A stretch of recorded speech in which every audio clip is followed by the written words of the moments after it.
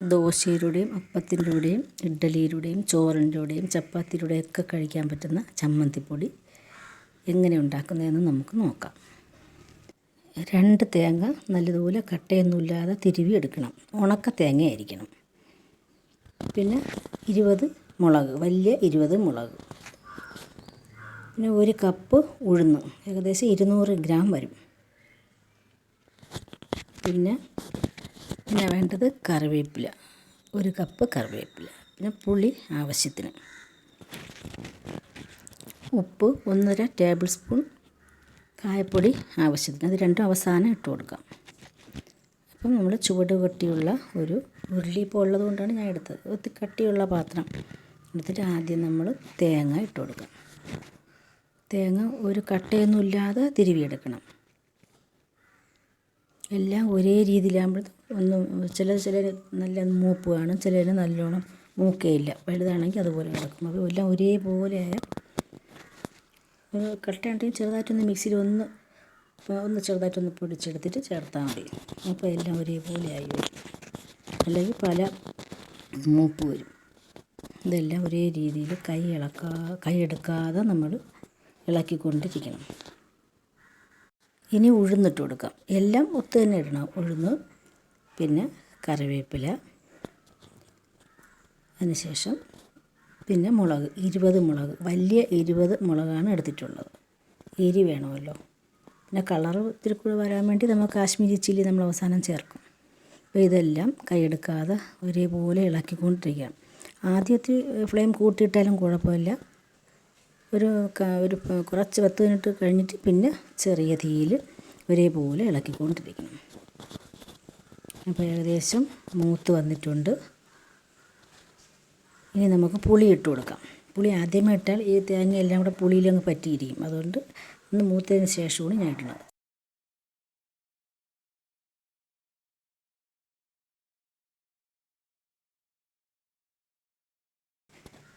നല്ലോണം ഒന്ന് ഇളക്കി ആ ചൂടിൽ തന്നെ കിടന്നങ്ങ് ഇതായിക്കോളും. പിന്നെ ഇനി ഉപ്പ് ഞാൻ 1.5 ടേബിൾ സ്പൂൺ ഇട്ടിട്ടുണ്ട്. അത് ആവശ്യത്തിന് വേണമെങ്കിൽ ഇട്ടാൽ മതി.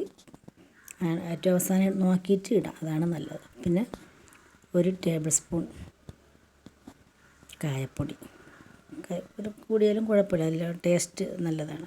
പിന്നെ ഞാൻ കുരുമുളക് ഇട്ടിട്ടില്ല. വേണമെന്നുള്ളവർക്ക് കുരുമുളക് ഇടാം, അല്ലെങ്കിൽ പൊടി ഇട്ട് കൊടുക്കാം. ഞാൻ ഇടില്ല, എനിക്ക് ഇഷ്ടമല്ല. ഇതിൽ കുരുമുളക് പൊടി ഇടണത് ഇഷ്ടമല്ല. അപ്പോൾ നല്ലതുപോലെ ഒന്ന് മൂത്ത് വന്നതിന് ശേഷം ഒന്ന് തണുത്തതിന് ശേഷം നമുക്കത് ഒരു മിക്സിയിൽ പൊടിച്ചെടുക്കാം. കുറേശ്ശെ പൊടിക്കാം. 2-3 ട്രിപ്പ് ഇട്ട് പൊടിക്കാനുണ്ട്.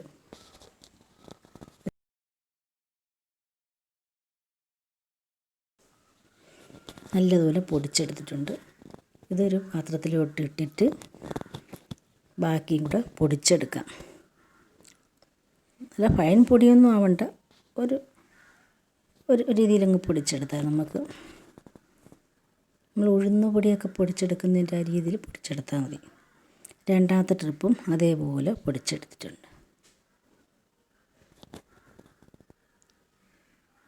നല്ലതുപോലെ ഇത് പൊടിച്ചെടുത്തതിന് ശേഷം ഇനി നമുക്ക് 2 ടേബിൾ സ്പൂൺ കാശ്മീരി ചില്ലിയും കൂടെ ഞാനിതിൽ ചേർക്കുന്നുണ്ട്.